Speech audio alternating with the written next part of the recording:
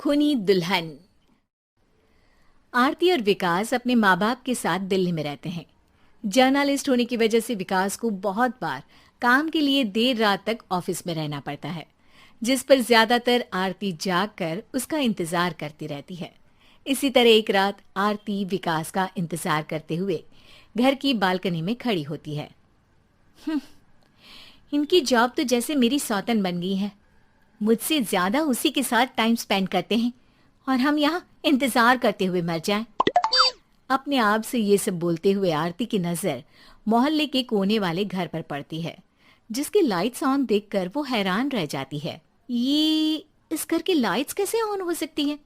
यहाँ तो सालों से कोई नहीं रहता। वो ये सोच ही रही होती है कि तभी उसे घर की खिड़की पर औरत की परछाई के साथ लाल चुन्नी दिखाई देती है, जिसे देख आरती डर से चिल्लाने लगती है।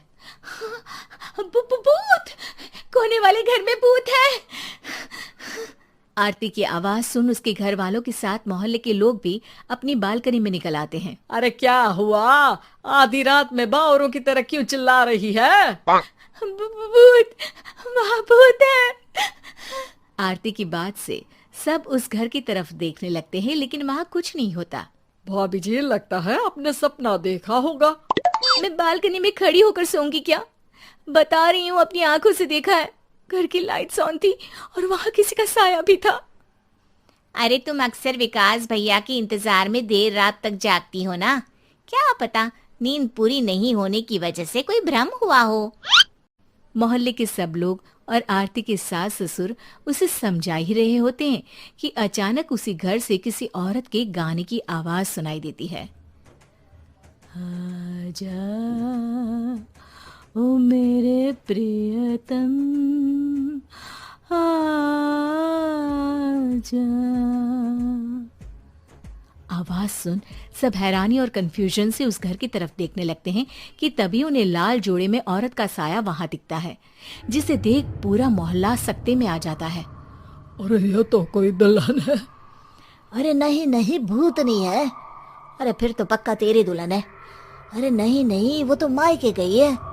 हद है, पहले इससे निपट ले, बाद में इस पर डिस्कशन कर लेना। बड़ा भ्रम बोल रहे थे ना, अब फटी ना सबकी। और नहीं नहीं, मैं किसी से नहीं डरता भाभी जी। भूत जैसा कुछ नहीं होता।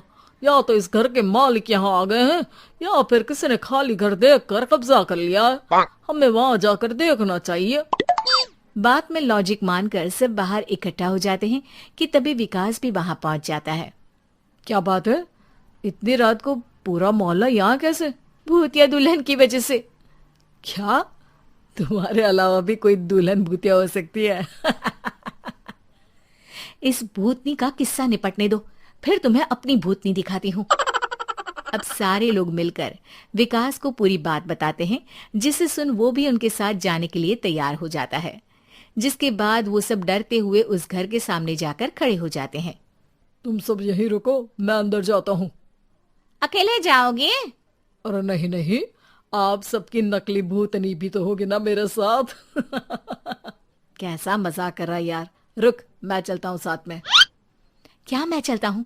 ये क्या गोवा घूमने जा रहे हैं जो मैं भी साथ चलता हूँ? कहीं नहीं जाओगे तुम, यहीं मेरे पास खड़े रहो।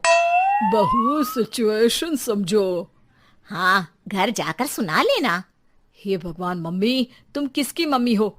ओह, इन्हें सब कुछ अभी करना है क्या? नहीं, यहाँ पंचायत बिठा देते हैं आपके परिवार के लिए।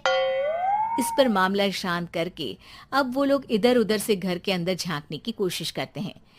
उन्हें घर के अंदर लाल जोड़ा, सिंदूर और मंगलसूत्र के साथ चारों तरफ खून बिखरा हुआ दिखता है।